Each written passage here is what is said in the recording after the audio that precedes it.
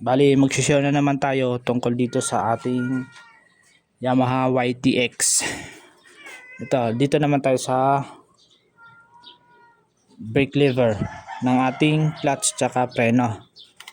Kung makikita nyo mga bossing, yung lever ng ating clutch medyo maalog siya. Ayan.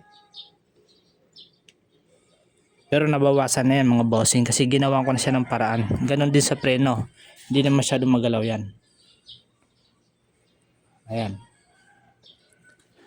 At mga bossing, share natin para makatulong tayo sa ating mga naka YTX na first timer kumuha ng YTX at naluluwagan sila rito mga bossing. Bali mga bossing, ang ginawa ko lang dito, makikita nyo dito masyadong mataas yung clearance ng dito sa brake lever nya, kaya maalog siya. Ngayon ginawa natin mga bossing, gumawa ako ng rubber. Ayan mga bossing, kung makikita nyo, ayan, gumaya mga bossing, ayan, gumaya mga bossing. Pwede ring interior, pero ito nakuha ko lang to dito sa sa tools ko. Ayan o, gumaya mga boss, para maiwasan pa rin yung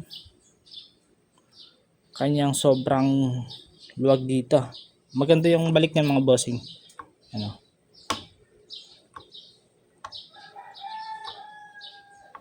Ayan, bumabalik siya ng ganda. Kaya ko ginawa yung mga bossing, yun nga, itong sinishare ko sa inyo para hindi masyadong maluwag, matagtag dito, makabawas tayo mga bossing. Ganon din ginawa ko sa aking preno. May rubber yan mga bossing, may rubber, tsaka yung ito yung ginawa kong una, aluminum yung sa soft drinks na aluminum na lata, ginupit ko lang, pero may rubber din yan sa dulo, rubber, kaya hindi siya masyadong matagtag, kunting-kunti lang. Yung iba kasi nakikita natin sobrang luwag na dito, lalo na kung wala to. Pero yung may nabibili naman kayo maganda yung luwag dito mga bossing, pero sa akin kasi DIY ko na para makatipid syempre, tsaka maganda pa eh, goods pa tong lever nato eh. Ay mga bossing, sobrang laking tulong na ito mga bossing. Hindi siya masisira mga boss kasi may play pa siya. Ayan o, diba? Ganda ng balik ng boss.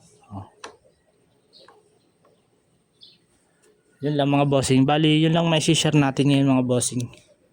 So kung totoo marami akong ginawang DIY dito sa motor na to, kasi kung bibilhin mo siya ng stock, medyo marami ka pang dapat ayusin. Pero pagdating sa makina, wala. Pero may ginawa ako doon sa makina, dinala ko sa mekaniko, kaya nabawasan yung kanyang tunog helicopter daw kasi yun eh, tunog helicopter, pero saka na po yan mga bossing.